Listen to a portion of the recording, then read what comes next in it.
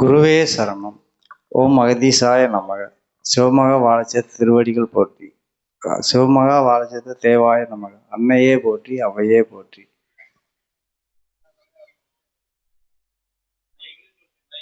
Mic of ஆயிடுச்சு.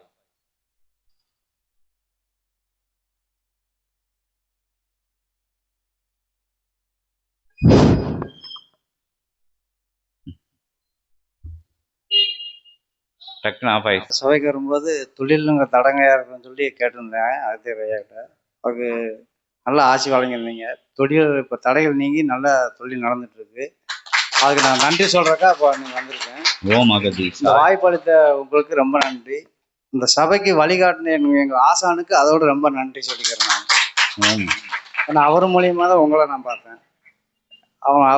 அவர் எப்படி நான் கும்பிட சாமியை விட அவர் ஒரு ஆளை நான் அப்படி நினைக்கிறேன். ஓம் அகதி சாய நம.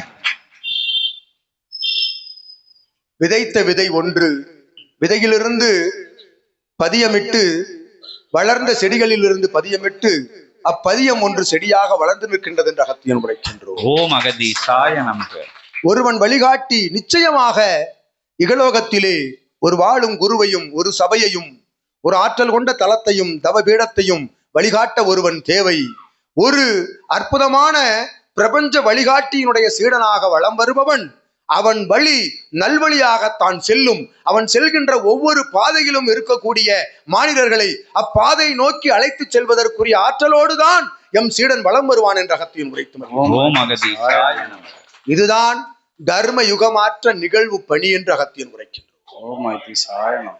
தர்மயுகமாற்ற நிகழ்வு எனில் ஒவ்வொருவரும் சுபிட்சமாக இருந்தால் தானே தர்மத்தோடு நடமாட முடியும். இகலோக பிரச்சனைகள் இருந்தால், கர்ம வினைகள் இருந்தால் எவ்வாறு நிம்மதியாக வாழ முடியும் என்ற வினாவிற்கு முதலில் விடையளிக்கின்றது பிரபஞ்ச மகாசபை.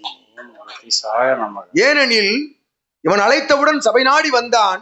நம்பிக்கையோடு நல் நம்பிக்கையோடு சரநிலையோடு வளம் வந்த அத்தகைய காரணத்தினால் இவனுடைய தடைகள் நீங்க பெற்று நிம்மதியாக இருக்கின்றோம். என்ன கண்டுவிட்டான், என்ன பெற்றுவிட்டான்? கோடான கோடி சன்மானத்தையா பெற்றுவிட்டான்? இல்லை, மன நிறைவை பெற்றிருக்கின்றான் என்ற அகத்தியன்.